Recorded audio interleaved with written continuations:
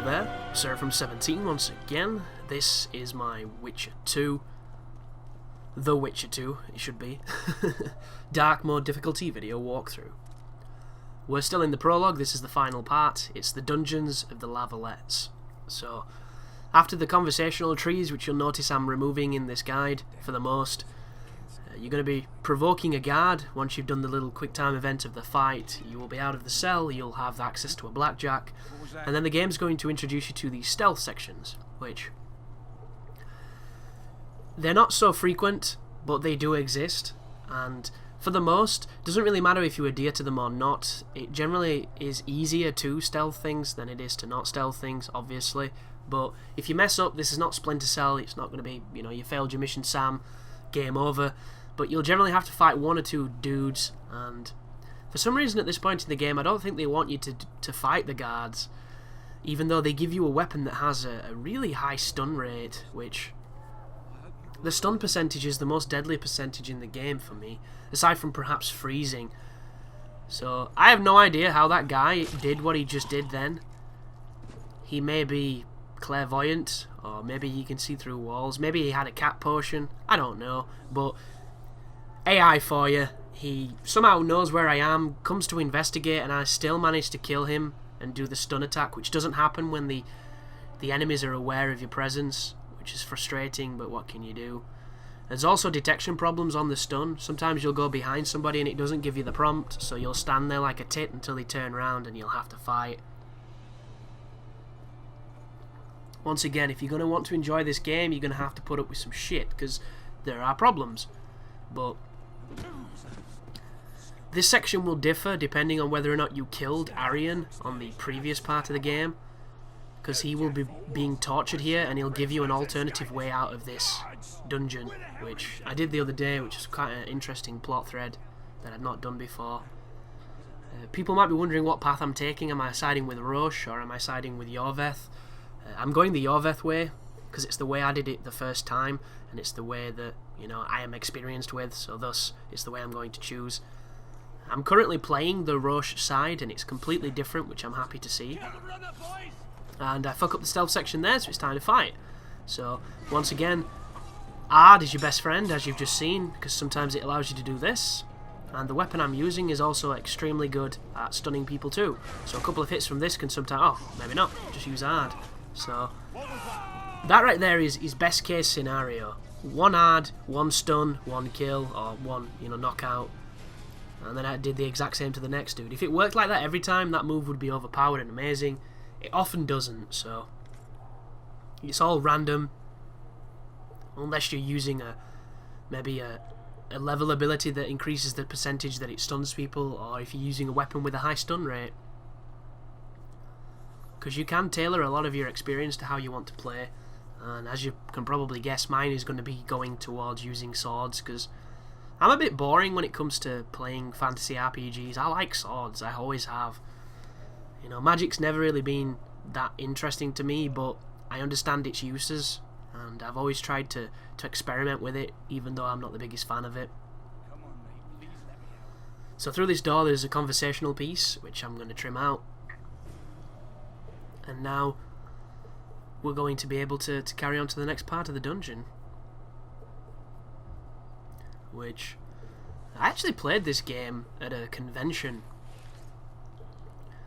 It was in an 18 plus section. There was Inversion and there was Witcher 2, and I assume it was before Witcher 2 was that old. I think it was only been out for a couple of weeks.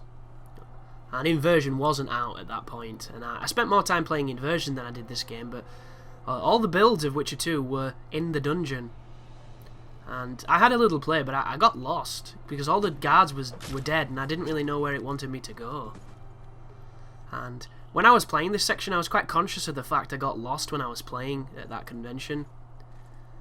Yeah, I had no trouble finding my way when I played it for real. Just one of those weird moments. And I don't know if I was just having a bad day, if I was tired, or if I was just being stupid, but I did get lost in this sequence. Not this particular part, just in the prison in general. I don't think the map had the waypoint, and if it did have the waypoint, I don't think I acknowledged it as a waypoint, which I've been playing games for a long time, so I think I would have known if the waypoint was there.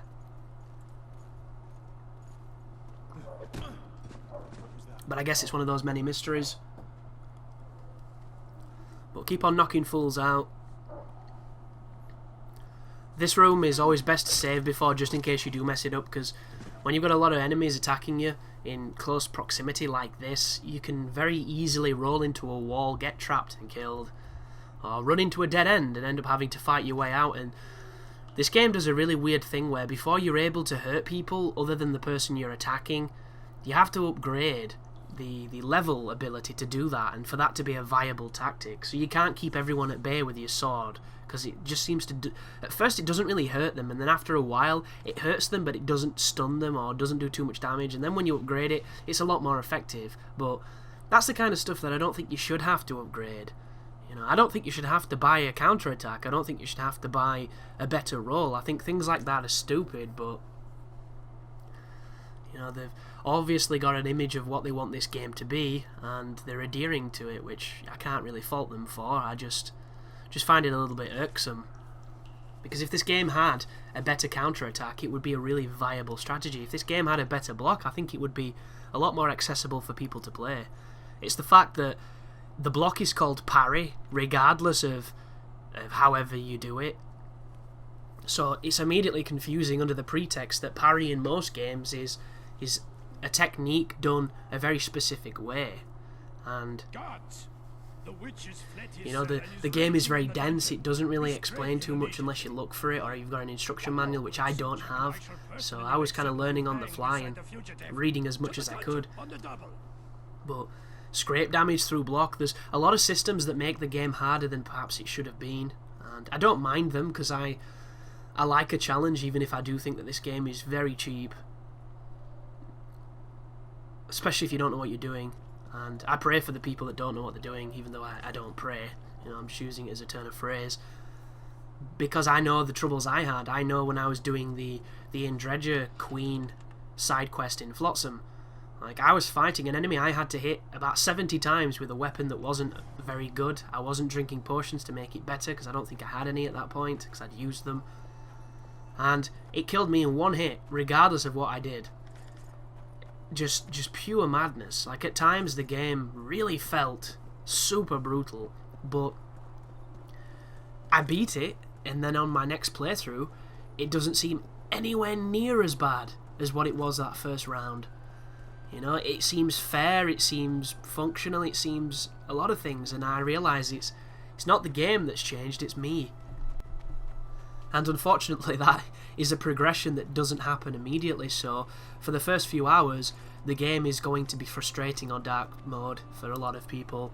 And I actually looked on some forums earlier, and there was a lot of people like, warning, do not start a new game on dark mode, you know, do not do a first playthrough on dark mode and all these other things. And I can understand why people have said that, but at the same time, I couldn't have done it any other way, because it's just not how I function, and I'm a much better player now because of that. So if you are wanting to start dark mode and you've never played the game before, do it. You know, the worst thing that's going to happen is you're going to get your ass slapped for a couple of hours until you learn to slap back. That is literally it. But that right there is one of the best things about ARD when you're near an edge. It does flip them off, Emperor style.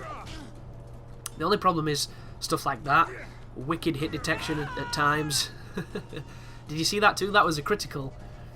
A standard quick slash by a standard soldier took more than half my life because he hit me in the back.